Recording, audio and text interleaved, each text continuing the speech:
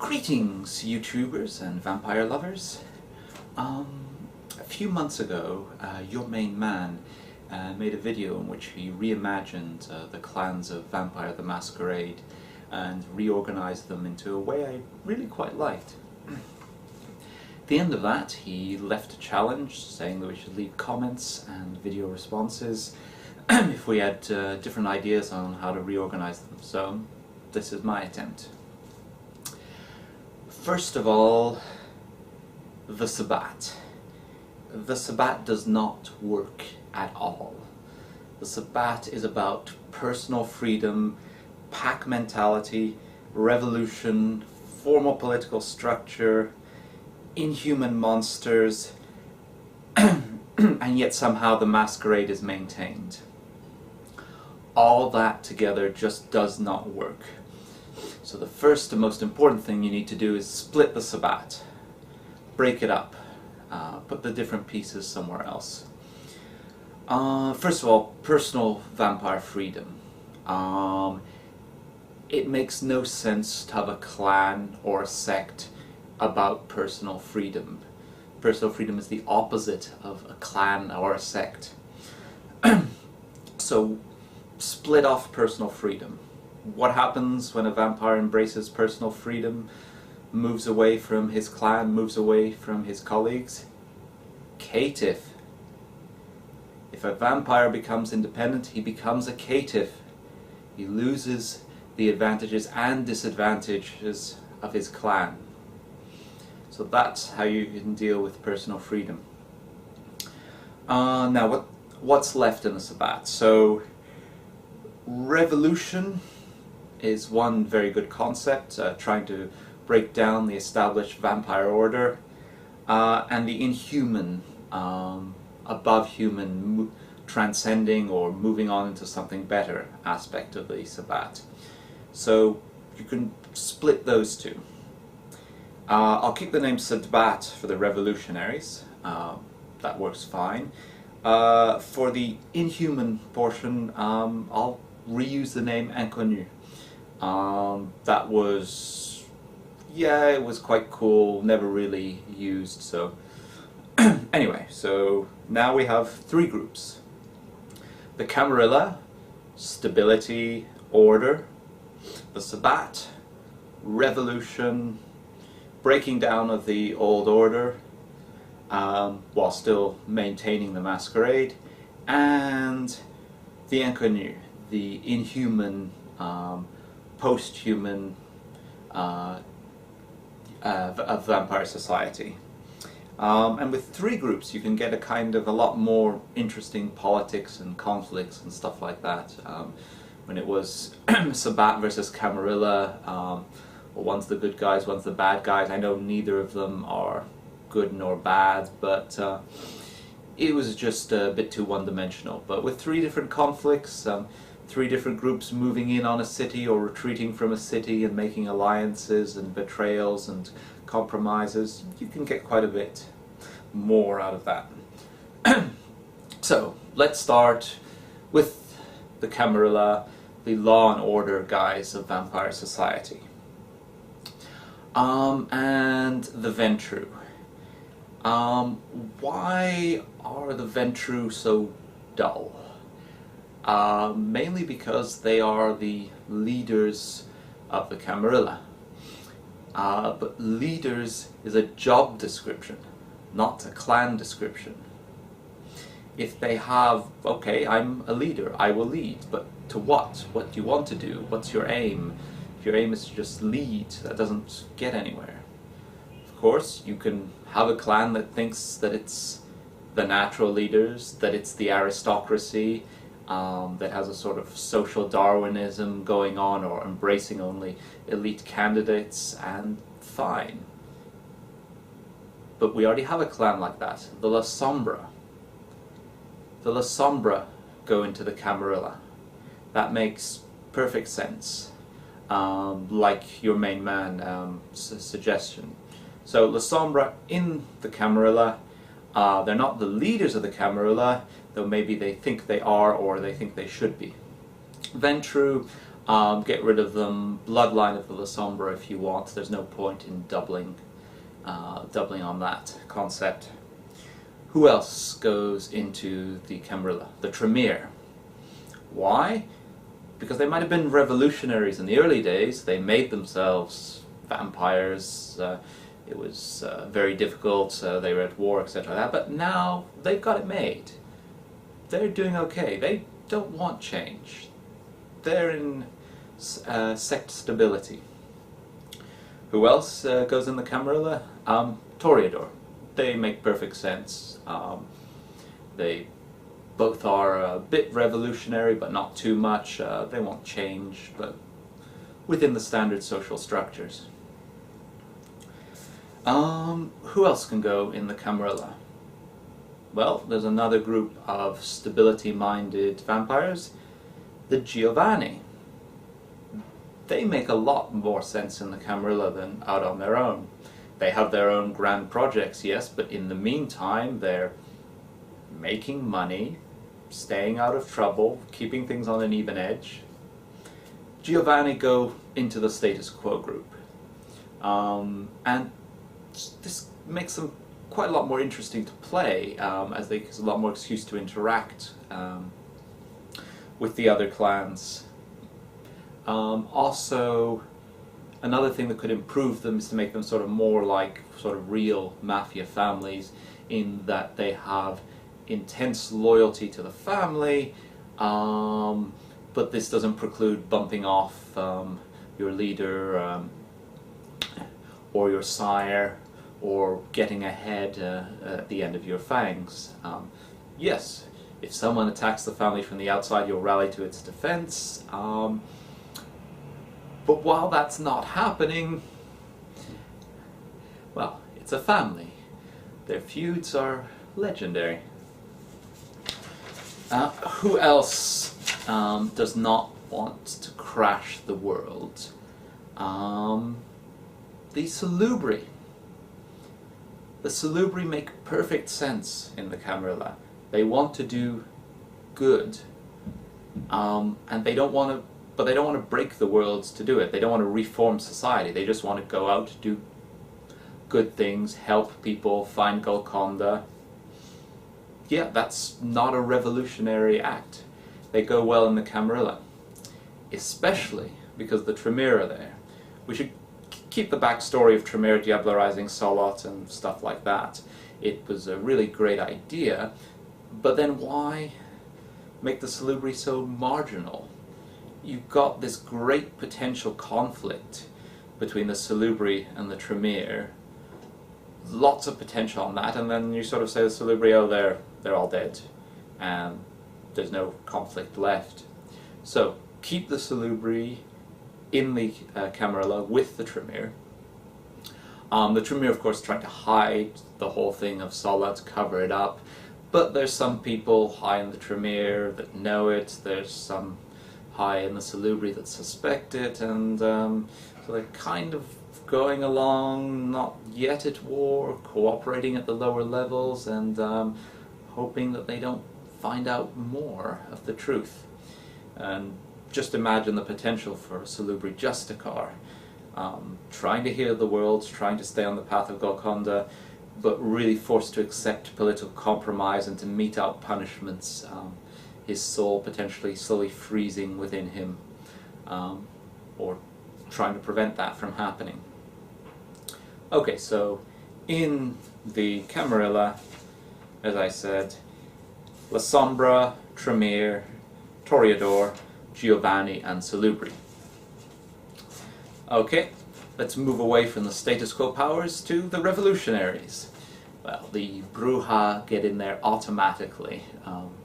Nothing much to say. They fit perfectly. They want to change the world.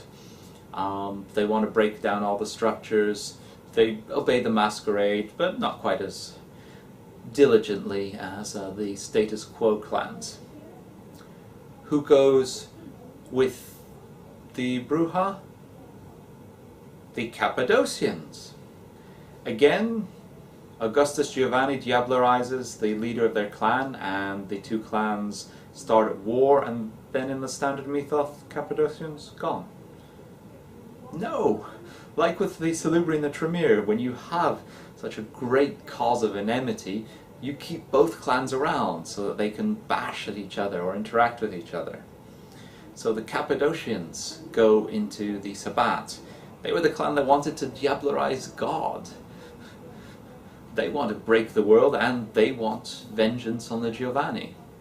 They might have been a bit more scholarly before, but now they're definitely on the aggressive side. So, what's next in the Sabbat? The Gangrel. They go quite well. You can go back to their more sort of nature-loving, quasi-werewolf style. Well, when nature gets pissed with humanity or with vampires, nature isn't sort of fond of showing it. So, ultra-aggressive nature defenders works, and yeah, you can do with that concept. You can go with slightly less hokey concepts, but around the Gangrel, but they make great sense in the Sabbat. Who else goes into the Sabbat?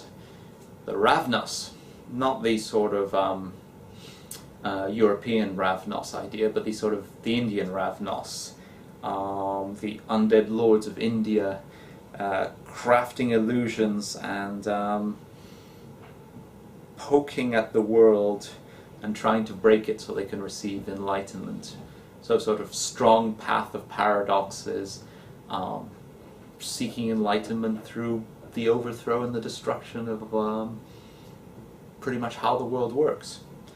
So, in the New Sabbat, you have a potent mix of aggressive passion, wild fury, and for the Cappadocians and the Ravnos, the desire to break the world. Now, we get to the third sect, an interesting one, the Inconnu, the Inhuman ones. So, who goes in first in the Inhuman category? Well, the ones who are most visibly inhuman, the Nosferatu. So they're physically twisted, they have no genuine contact with humanity, but they're spying on everyone, and are sort of confined to low-status areas, sewers and stuff like that. Of course they're not going to stay like that. They're not going to accept their lot. They're not going to fit in culturally with, as sort of, say, downtrodden humans casually accepting their situation. They're going to change. Their minds are going to shift as they're put in this strange situation outside of humanity, spying on it, and despised and ugly simultaneously. They're going to start taking pride in their ugliness. They're going to redefine themselves. And they can do this with their best buddy, the Tsimisi, who, especially as a flesh crafter, who would a hideous Nosferatu want as more as a friend? Now there's Tsimisi and there's old clan Tsimisi, and this doesn't make any sense. They're both really quite good concepts, but they're not the same clan. They have nothing to do with each other. So let's leave the old clan Tsimisi aside for the moment. We'll get back to them. But the Tsimisi we have is, yeah, they're in the Inconnu. And you'd want them to be beautifully inhuman, physically and mentally. But they're generally played as simple sadists. They try and pretend that they're say it's because they're inhuman, but inhuman and sadistic are not the same thing. A Tsimisi won't sculpt two lovers together in an eternally screaming sculpture. It'll merge the brain of a dolphin and a human in the body of an eagle just to see what'll happen with it. I think they're far more scary if they don't hate you or want to torture you or cause you pain. It's just that you're made of flesh and nerves and blood, and that they have better uses for that flesh or nerves or blood than you do. Also in the Inconnu, Malkavians. So we've seen the physical inhumanities. Here's the mental inhumanities. Now, the Malkavians are a good concept, but there's some problems. Insanity is somewhat culturally determined, not entirely, but to some extent. So it makes no sense to just say that they're insane. The other problem is that insane people have trouble functioning. They just don't work. They lose in any sort of conflict. So how do the Malkavians survive? Now, I know they have the visions and the hidden insights and stuff like that, but that's sort of a bit of a cop-out. It's a sort of, here, we can't make you work normally, so add this compensation. I know how that came about, but I'm just thinking in terms of concepts. But imagine instead that Malkavians are pushing their minds beyond human limitations, exploring new and uncharted territories. And when they're forced back to normal human affairs, some minds will break, some will just gibber, and some will be geniuses. They're not so much insane as half alien in mentality, by their own choice. And their insanity was not only catching, they have dementation, but they're trying to push it on themselves and push themselves as far as they can go safely and quite a bit further beyond. What other clan could fit quite well with the Inconnu? Well, when we dropped the Ventru, we left an extra slot. And there's one really quite good candidate for here, the Caicid. Or Caicid, not sure there. So they're unhuman, half-fae, 7 feet tall, cold, indulging in strange rituals and bound by complex oath and traditions, full of riddles. They round off the Inhuman Ankony sect quite well. I'd imagine, generally speaking, you'd have the Nosferatu and the Tsimisi as the foot soldiers, and the Caicid and the Malkavians as the leaders, but with a lot of overlap and interaction as they each try and push each other to more inhuman directions. So we have the three main sects. Camarilla trying to maintain order, the Sabbat attempting to overthrow it, and the Inconnu pursuing their own inhuman paths and battling the other two clans for power and survival. And we just have so many more reasons that these sects can get into conflict with each other over so many things.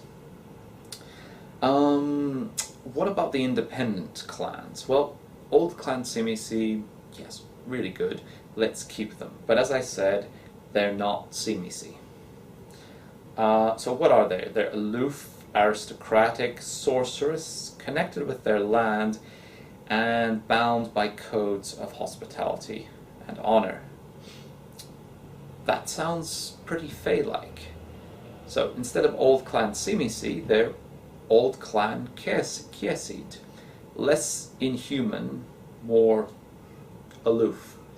So these are blatantly Fae lords. Again, though, as a clan, they are exactly the same thing as old clan Tsimisi. They just fit much better as old clan Caicid. Then we have the Settites.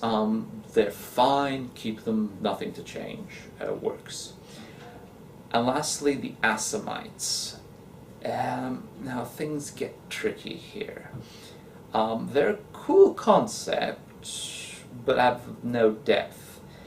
I don't want to kick them out, unlike your main man, or make them sort of nearly extinct, just to make them interesting. But let's rejig them a bit, see what we can make of them. So why are the Settites so good and the Assamites so bad? Mainly because the Settites have deep relationships with anyone on the planet. Pretty much any adventurer that the GM can imagine. You drop a setite into it and it can fit in. There'll be a reason that the setite will be involved. Can we get that for the Assamites? Well, so we're thinking Alamut. What's Alamut? It's a city-state, like Venice. Now, city-states don't survive on their own. They play off the great powers against each other.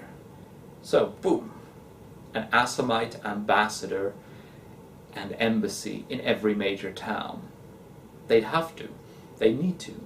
They need to be deeply involved in kindred politics of every level and of every sect to direct them in one direction or the other, just in order to that the clans don't just get together and wipe out this pissy little Alamut. So peddling in influence, power, money, all the usual things. What else can they offer to a greedy prince? Well, Assamite blood sorcery. Yes, keep that. Mercenary sorcerers for hire at cheaper prices than the Tremere would charge. And again, so here there's so many possibilities for interactions with PCs and NPCs. And the assassins. Well, Assamite leaders neither confirm nor deny the existence of the assassins. Now, if vampires thought there were hordes of Assamite assassins running around, the clan would get wiped out in short order. But if very rarely one of the powerful enemies of the Assamites vanishes, and the local Assamite ambassador goes around with a half-smile that might be entirely innocent for a week or two, well, those kind of things, yeah, that would help them quite a lot. Right, so that's my suggestions for reimagining the world of darkness. Some of the ideas based partially on a Golconda campaign I've just finished running. So thanks to your main man, the Gentleman Gamer and all his commentaries, and of course White Wolf and all their designers. Feel free to leave comments, video responses, or anything that you feel like, and alternate suggestions, and thanks for listening.